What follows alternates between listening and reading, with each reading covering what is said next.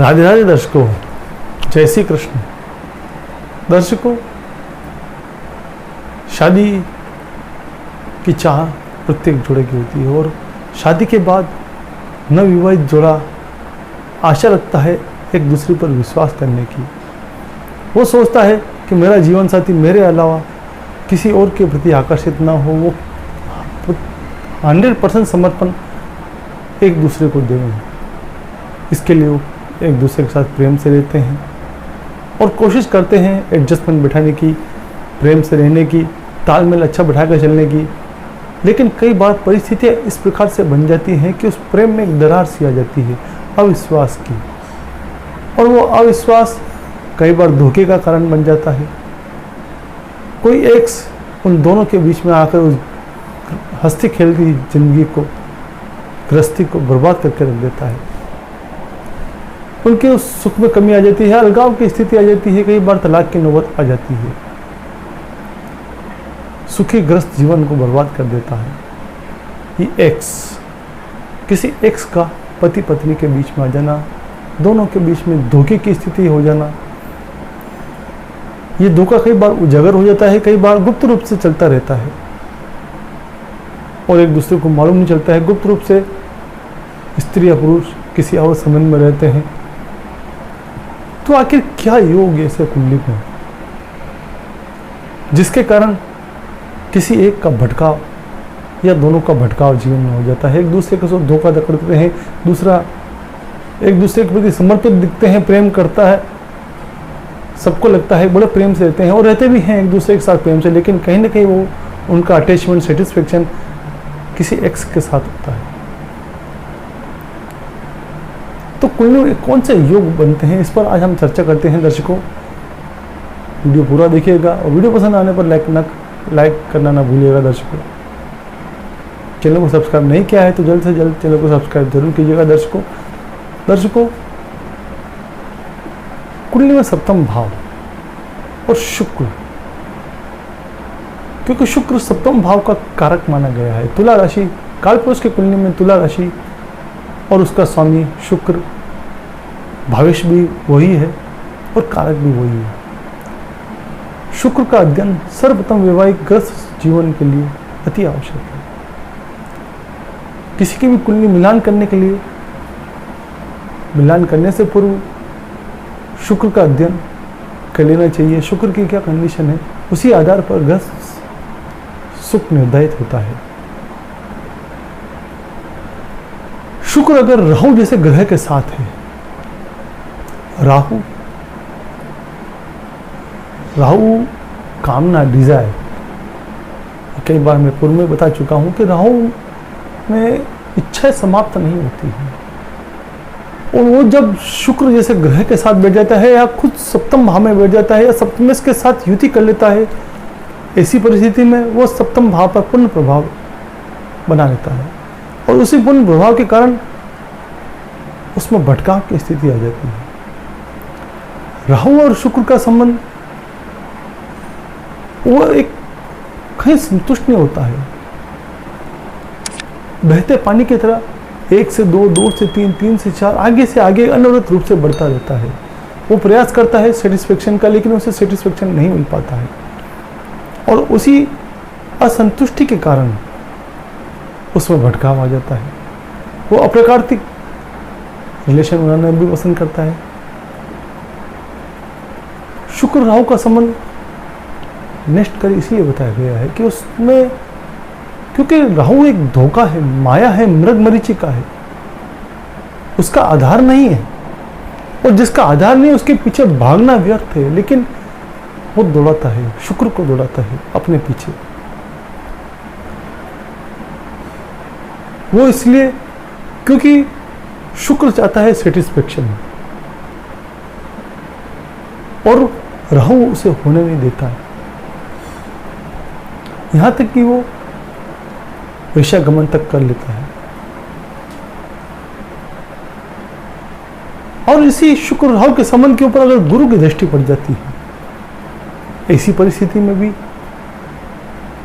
गुरु उस अवैध संबंध को कवर अप कर लेता है, क्योंकि गुरु का कार्य धर्म पर चलना है, और राहु उसे भटका रहा है तो उसका उस पर एक धर्म का आवरण गुरु कर लेता है, और इसी कारण उस अवैध संबंध को वो ढक लेता है, छुपा लेता है, प्रकट नहीं होने देता है, क्योंकि राहु का कार्य भी अप्रकट है।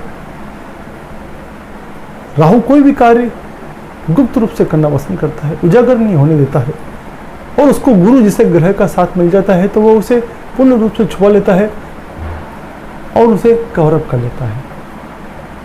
ये होता है पहला अवैध संबंध का कारण।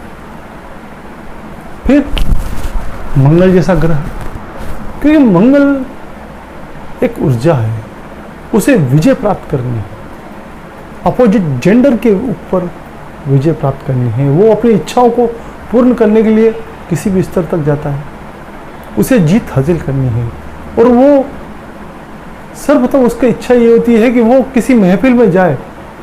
मंगल शुक्र का संबंध है तो उसकी इच्छा यही रहती है कि अपोजिट जेंडर उसकी ओर आकर्षित हो, अट्रैक्ट हो, और होता भी है। मंगल शुक्र का संबंध अगर किसी कुंडली में है तो अपोजिट जेंडर उसकी ओर आकर्षित हो जाता है, और उसी आकर्षण का वो फायदा उठाते हैं, अवैध संबंध की ओर निकल पड़ता है, क्योंकि उसे जीत पर जीत हासिल करनी है। और शुक्र है भोग विलास का कारक, तो वो उसकी जो दिशा है वो उस ओर बढ़ जाती है, भोग विलास की ओर। वो वहीं अपनी सुख ढूंढता है और सेटिस्फाइड होने की कोशिश करता है।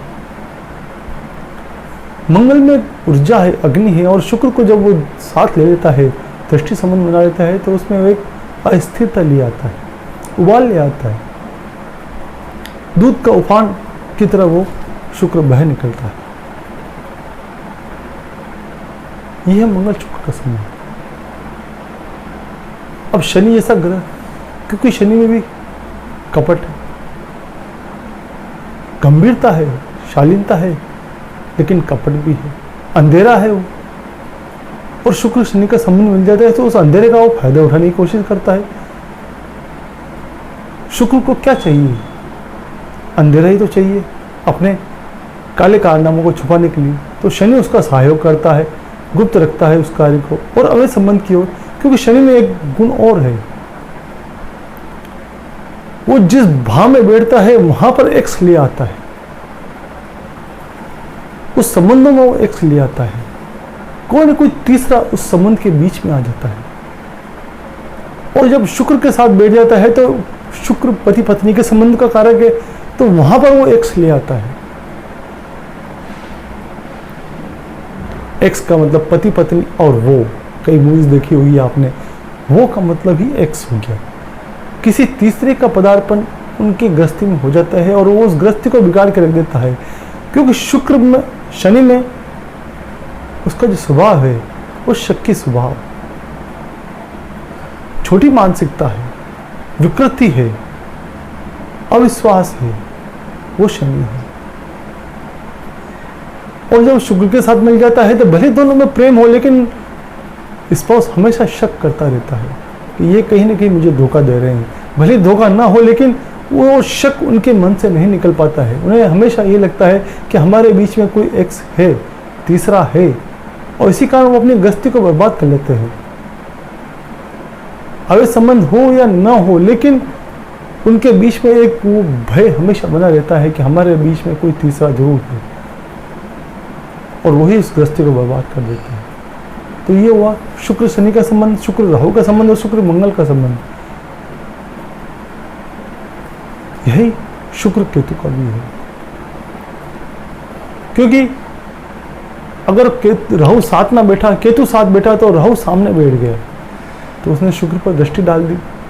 ऐसी परिस्थिति में भी वही परिणाम देखने को मिलता है।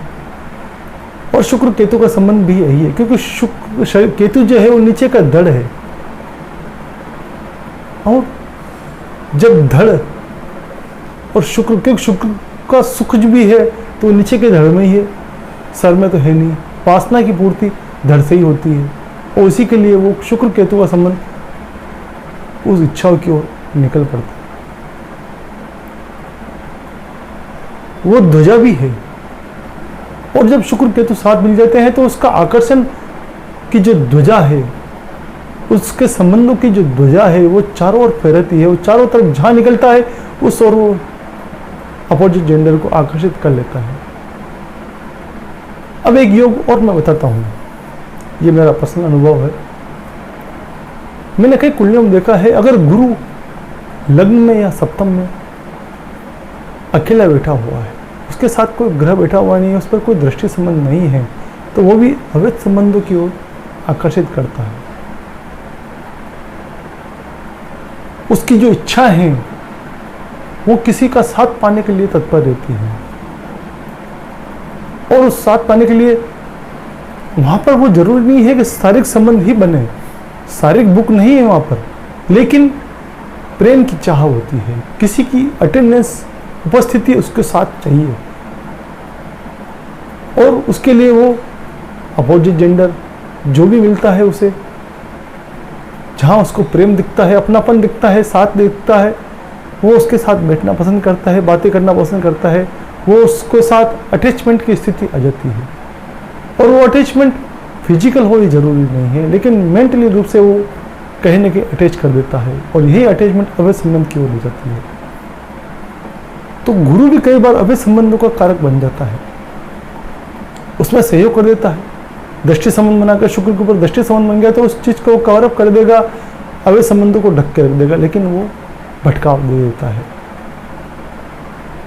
और गुरु शुक्र साथ बैठ जाते हैं तो इस भटकाव को रोक देता है। शुक्र गुरु सपोर्ट भी करता है और विरोध भी करता है, वो बार बार पिन करता है, रोकता है कि नहीं ये गलत है, इस ओर मत जाओ, कोशिश करता है, प्रयास करता है। लेकिन अगर कोई पापी ग्रह उसको भटकाव दे रहा है तो उसको कवर अप भी करता है। रोकने के साथ नहीं माना शुक्र और भटकाव आया तो उसको कवर करने का काम भी गुरु करता है। ऐसे कई योग, कुछ योगों पर हमने चर्चा की है, जैसे चंद्र शुक्र का संबंध, वो भी यही करता है। चंद्र शुक्र भी, क्योंकि चंद्रमा मन है और शुक्र का संबंध हो जाए तो वो मन अस्थिर की स्थिति आ जाती है, वो बाहर निकलता है, ठहरता नहीं। और यही परिस्थिति अपोजिट जेंडर को अपनी ओर खींचने की। चंद्रमा भी आकर्षण है, शुक्र में भी आकर्षण है, और दो आकर्षित ग्रह एक साथ बैठ जाते हैं, दृष्टि संबंध बना लेते हैं, युति संबंध बना लेते हैं, तो फिर वो उनमें भटका होना, क्योंकि अति यहाँ अति है और वो अति के कारण बह जाते हैं। अभिमान आ जाता है कि हम में सब कुछ है, हम चाहे जो कर सकते हैं, किसी को भी अपनी ओर आकर्षित कर सकते हैं। यही भटकाव की ओर ले जाता है, शक्ति ही पतन की ओर ले जाती है, और ये आकर्षण शक्ति ही उसे अपनी पतन की ओर ले जाती है। कुछ बिंदुओं पर विकास डाल पाएंगे, और भी इस संबंध में हम वीडियो बनाते रहेंगे, आपके समूह प्रस्तुत होते रहेंगे। दर्शकों, वीडियो पूरा देखा इसके लिए सर धन्यवाद। पसंद आए तो लाइक करना ना भूलिएगा। दर्शकों, चैनल को सब्सक्राइब नहीं किया है तो तुरंत चैनल को नीचे दिए हुए लाल बटन को सब्सक्राइब कर बेल आइकन को जरूर दबाइएगा। दर्शकों, हमारे साथ बने रहे इसके लिए धन्यवाद। जय श्री कृष्ण।